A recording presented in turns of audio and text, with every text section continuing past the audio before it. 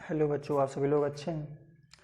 चलिए ठीक है। आज कक्षा 11 रसायन विज्ञान में मैं जो टॉपिक लेकर के आया हूँ उस टॉपिक का नाम है नॉर्मलता या नॉर्मलिटी। नॉर्मलिटी का मतलब ये होता है बेटा कि किसी विलयन में विलेय की कितने तुल्यांक घुले हुए हैं। ठीक है, जैसे 1 लीटर पानी है, उस 1 लीटर पानी में यदि हम चीनी घोल रहे हैं तो उस 1 लीटर पानी में चीनी के कितने तुल्यांक घुले हुए हैं वही ज्ञात करना विलयन की नॉर्मलता कहलाती है। ठीक है। अच्छा, विलयन की नॉर्मलता बराबर होता है, नॉर्मलता बराबर होता है विलेय का भार ग्राम में, विलेय का भार ग्राम में बटे विलेय का तुल्यांकी द्रव्यमान, विलेय का तुल्यांकी द्रव्यमान गुणित 1 बटे विलयन का आयतन किसमें, लीटर में। किसमें रहेगा, लीटर में। विलयन का आयतन हमेशा लीटर में रहेगा। ठीक है।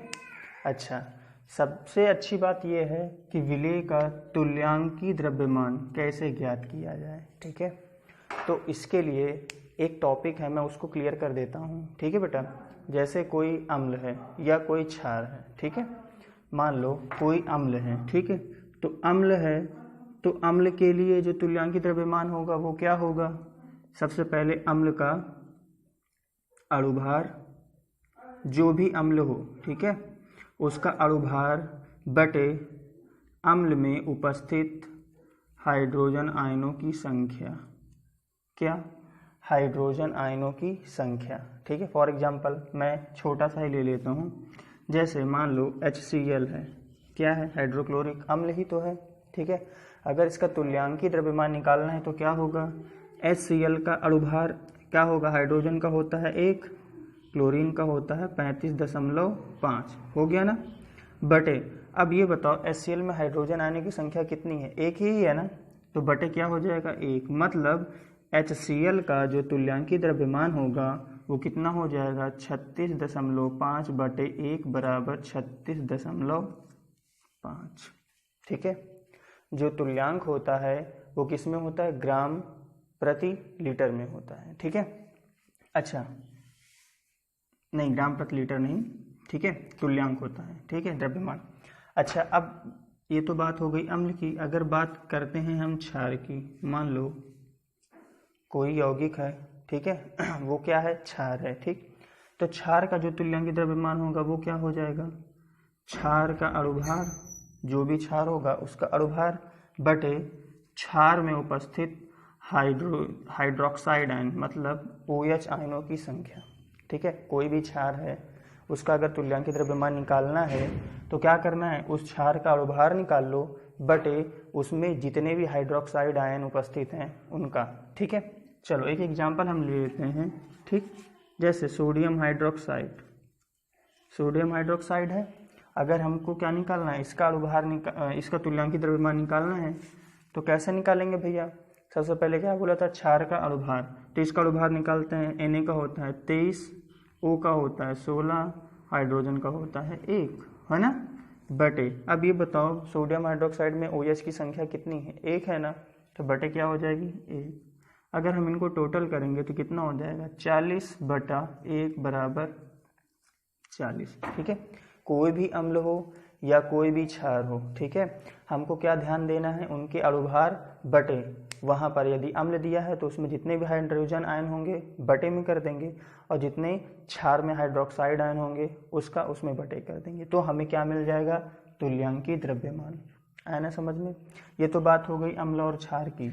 यदि कोई साल्ट दिया हो, साल्ट मतलब लवण, ठीक है, यदि लवण का हमें तुल्यांकी द्रव्यमान निकालना है तो कैसे निकालेंगे, क्या होगा, लवण का तुल्यांकी द्रव्यमान, सबसे पहले क्या करेंगे, लवण का अणुभार निकालेंगे। क्या निकालेंगे, लवण का अणुभार। अब अणुभार के बाद अब आपको एक चीज़ ये बता दूं, जब कोई भी साल्ट है, ठीक है, जब वो आयोनाइज होगा तो उसमें धनायनों की संख्या और ऋणायनों की संख्या क्या होती है, समान मात्रा में होती है ना। जैसे एक एग्जांपल मैं तुमको दिखा देता हूँ। जैसे यहाँ पर लिखा हो कैल्शियम क्लोराइड, ठीक, ये साल्ट है। यदि हम इसको तोड़ेंगे तो कैल्शियम में प्लस का 2 आयन बनाएगा, ठीक है, और क्या देगा, 2 क्लोराइड आयन देगा, यही तो देगा ना। अब गौर से देखो, धन आयनों की संख्या भी कितनी है, 2, ऋण आयनों की संख्या भी कितनी है, 2। गौर से देखो, इस 2 का गुणा इस माइनस चार्ज में भी हो जाएगा, इसलिए -2। अब गौर से देखो, धन आयन की संख्या भी वही है, ऋण आयन की संख्या भी वही है।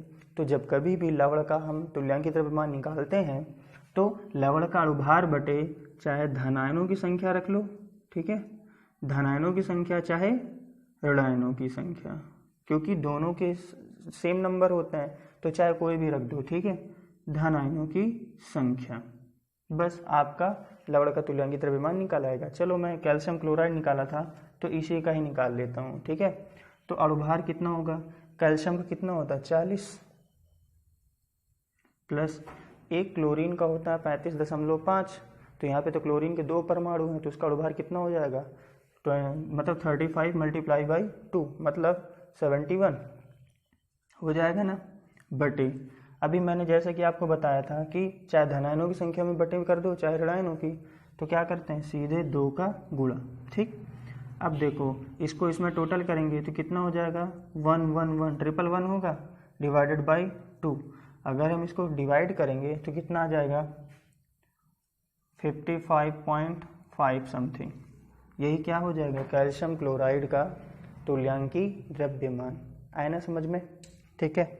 चलो मैं इस पे बेस्ड एक क्वेश्चन आप लोगों को समझा देता हूँ, ठीक।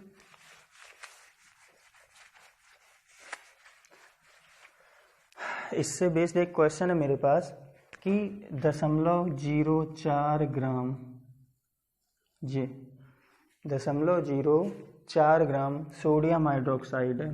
क्या है, सोडियम हाइड्रोक्साइड है। उसको क्या किया गया, पानी में डिजोल्व किया गया, ठीक। जब पानी में उसको डिजोल्व किया गया तो उसका आयतन कितना हो गया, 100 ml हो गया। आयतन कितना हो गया, 100 ml। तो इस विलयन में सोडियम हाइड्रोक्साइड का नॉर्मलता निकालना है, ठीक है। क्वेश्चन को पहले समझ लो। 0.04 ग्राम सोडियम हाइड्रोक्साइड को जल में घोलकर विलयन का आयतन 100 ml कर लिया गया, ठीक है।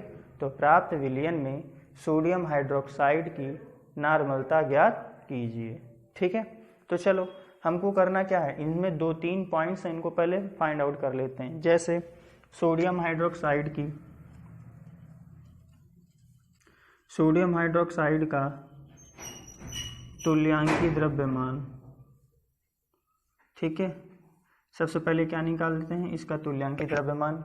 जैसे कि इसके पहले अभी मैं बता चुका हूँ, तो बार बार रिपीट करने से अच्छा सीधे राइट कर देते हैं, 40 हो जाएगा, ठीक है।